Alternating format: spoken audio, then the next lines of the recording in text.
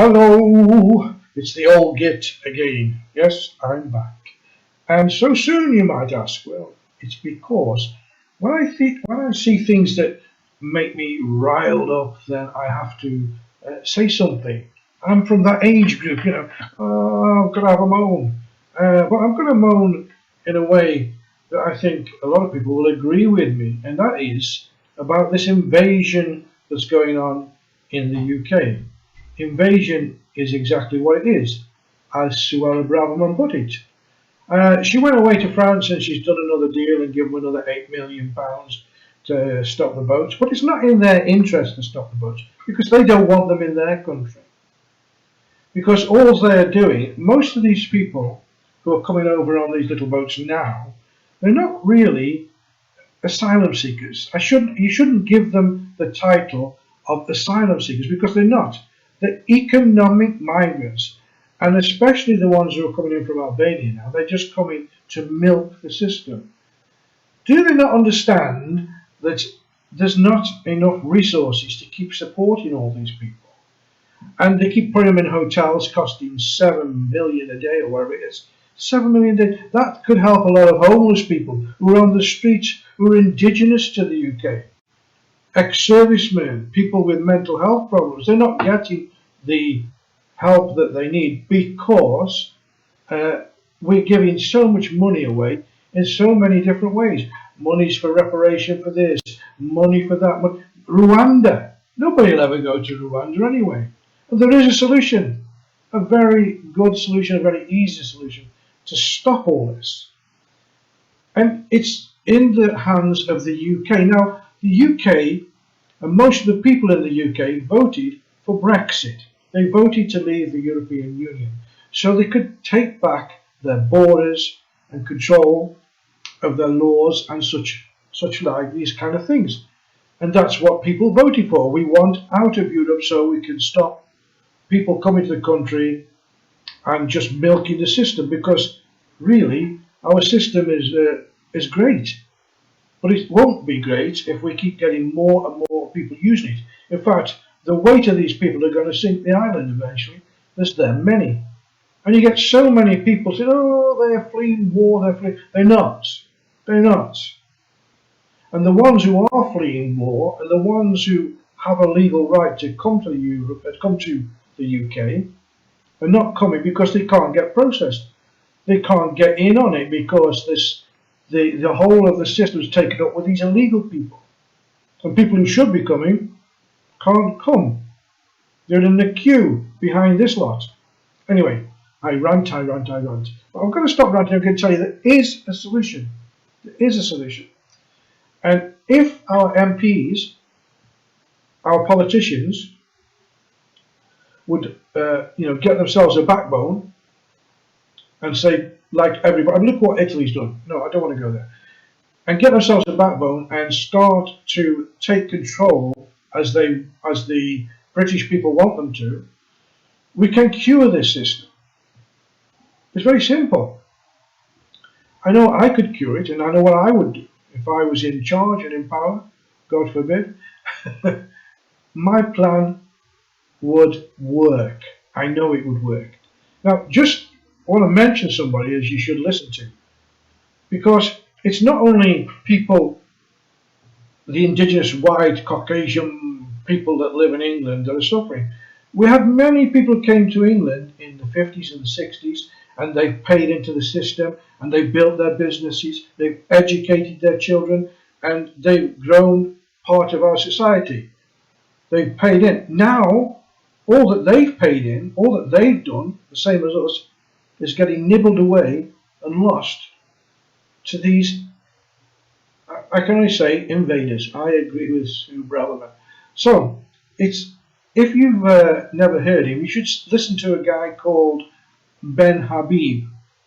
Ben Habib, I think, is from originally from Pakistan. He was an MEP. He is very forthright on what should be done, and I like what he says. So if you ever get a chance to listen to him.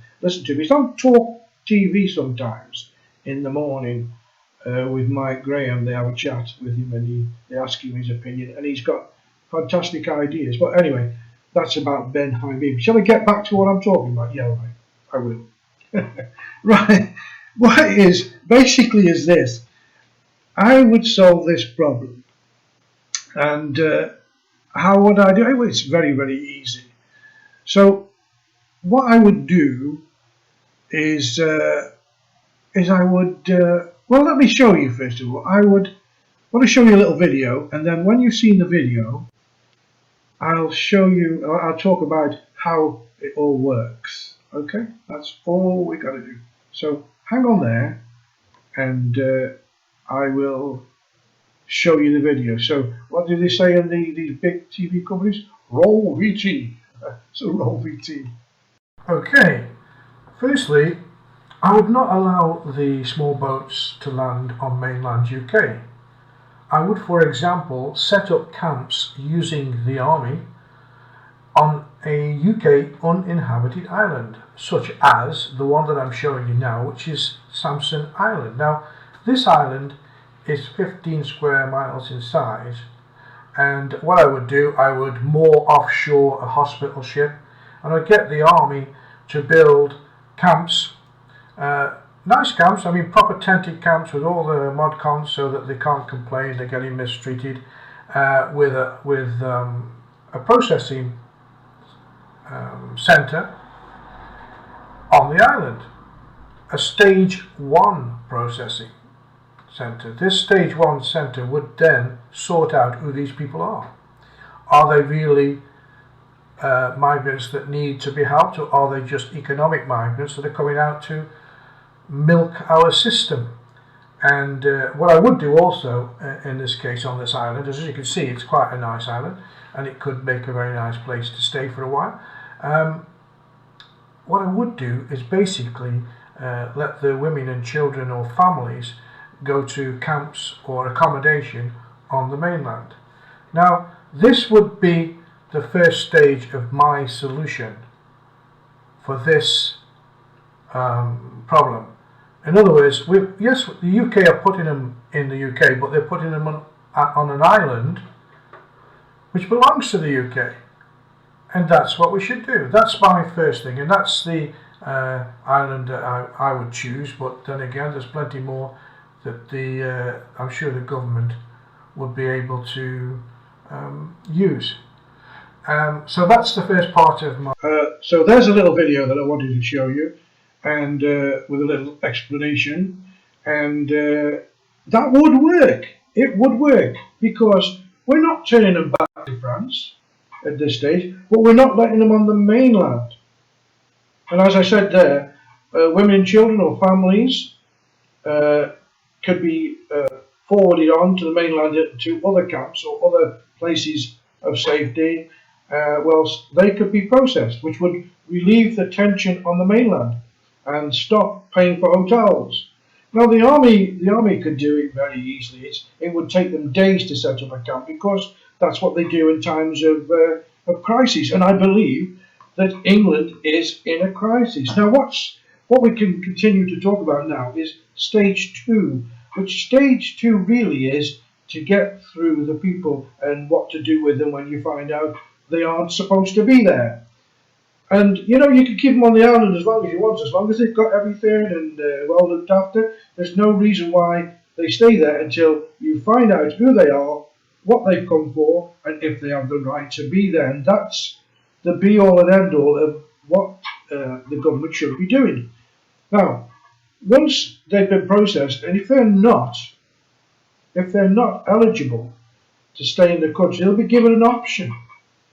Go back to your own country, and we'll put you on a flight, or we'll put you back on a little boat and you can go back to France. No, I don't think that's right. But I would then, you can have a ferry ticket back to France, but we'll go over with you. Or we'll take them across on a border patrol boat and drop them off on the beach where they came from. But they shouldn't be allowed to land in or on the mainland of the UK until they have gone through stage 1 and processed that we know who they are. If they've got a legal right to be there, and if they've got a case to be there, then, you know, we can move them across. We can move them onto the mainland. then you get all these stupid people, who probably have never seen an immigrant or before. Now, oh, it's wonderful because they live in a leafy suburb somewhere with their very rich parents, and they go out and say, "Oh, help these people." No, help people who really need help. Yes, you do. You help the people that need help, and people who deserve to come to the country, and also people. We want people. We want doctors. We want nurses. We want engineers. We want people with qualifications who are going to add something to our country, who are going to contribute to our country, not people who are going to milk the country. When you talk about these things, the first thing you hear is racist, racist. I'm far from it. I'm not a racist. I'm an immigrant. I'm an immigrant in Spain. But I abide by the laws of Spain, and I came here legally, and I paid into their system, and they give me a good pension. Thank you very much. So I'm trying to say to you, the same thing could happen in England. Stop the animosity between, black, Asian, all this other thing goes on, and live as one. But live as one people who are going to build the country into the great country it used to be. Because right now, we're complete laughing stock of the world. I always go off at a tangent, don't I? Anyway, get back on track. So, in stage 2, like I said, we would then process the people. If once they've been eliminated, they're supposed to be there or not supposed to be there, we get rid of them, we send them back, and the other ones we take care of. But here's the next thing. The system that we have for taking care of people is all wrong. Because it gives more to people that have just arrived in the country than people who've lived here and played in all their life. It shouldn't be like that. Once they've been processed, they should be given the right to work directly, work and get a job and work. And I also believe our political system is getting corrupted too, because people who have lived all their life and they know how Britain works, okay, they get the vote at 18. But people who've come into the country as immigrants shouldn't have the vote for at least 5 years. Why is this, you say? Not because I support this political party or that political party, no. Because they need to get to know how our country works. And they need to have put something into the country by the way of paying their taxes and all the other things that we have to do. And then they have the right to vote. So this is what I think should be done. But anyway, who am I to tell you? I tell you who I am. I'm Mike, and I'm from Best Before TV.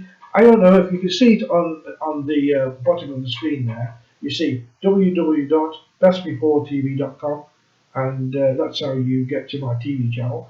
And bestbeforetv@gmail.com. That's how you get in touch with me. Now, watch it because it's a TV station that shows all those old gits. There's lots of us about.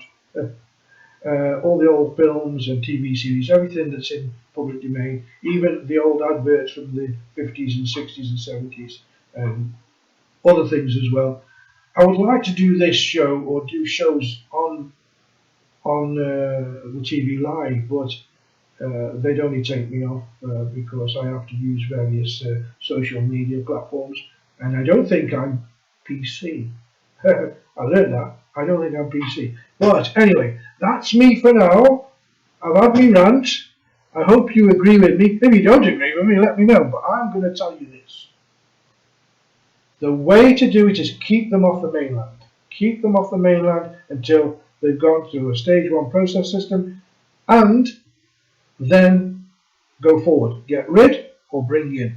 And then it might help the people who are entitled to come here or come there to the UK to get there. I'll see you soon with the next thing that upsets me, okay? So until then, it's me saying goodbye to you. Have a great time and, listen to me again.